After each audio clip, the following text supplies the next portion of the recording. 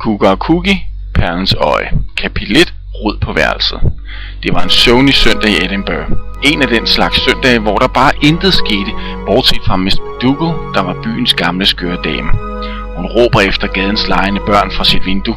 Med en skinger stemme kalder hun børnene de værste ting, og bruger bandeord og æder af de ligeglade børn, som bare leger videre. Cougar og Cookie, der er to drenge på henholdsvis 12 år og 7 år, er på deres værelser. De to drenge deler nemlig værelse, mens deres lille søster, Trunte på 2,5 år, sover i mors og fars soveværelse indtil videre. Cougar lå på sin seng og hørte Discman, mens lillebror Cookie var travlt beskæftiget med en voldsom krig på gulvtæppet. Den stod mellem på den ene side hans Action Combat Warrior, og på den anden side Truntes 4 dukker, iført deres nyeste strandbadesæt. Cookies Combat Warriors vandt selvfølgelig stort, og midt i den hårde kamp fik Surf Doll skudt sit ene ben af og faldt hjælpeløs om.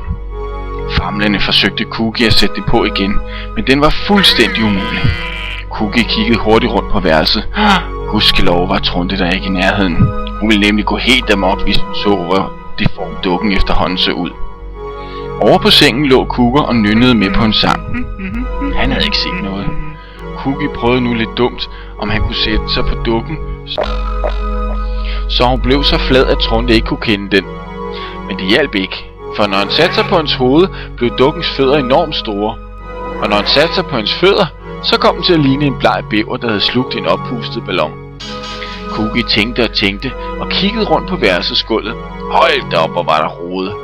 Alle steder flød det med legetøj, strømper, gummisko, blyanter, bøger og gamle sure underbukser. Det var åbenbart andre, der havde opdaget det, for i samme øjeblik bragede døren op. Ind trådte far. Han var så rød i hovedet, man skulle tro, han havde slugt 14 superstærke chili i en mundfuld. Så er det slut! Prøv at se et roderi på jeres værelse! Cookie kiggede rundt omkring med et blik, som om, at det vidste han da godt. Cougar havde slet ikke opdaget far. Han lå nemlig fortsat med sin Discman på og læste en meget spændende bog. Far var på ingen måde færdig med sit vredesudbrud, og nu begyndte han at stampe i gulvet, mens hans øjenbryn lignede 2 samurai-sværd, der var ved at starte en fægtekamp. Det skal være nu! Der skal ryddes op overalt! For første gang opdagede Cougar deres fnysende far hen over kanten på hans Supermans-blad. Med et ryg satte han sig op og gokkede sit hoved op i Cookies øverste køje. Mens han ømmede sig, så han med frygt, hvor far var på vej hen. Med meget bestemte skridt gik far lige i retning af det værste, han kunne have valgt. Børnenes store legeskab i værelsets ene hjørne. Se herover, I har jo et dejligt skab med masser af plads til både tøj og legetøj. Sæt dog tingene på plads i stedet for at lade alting ligge og flyde.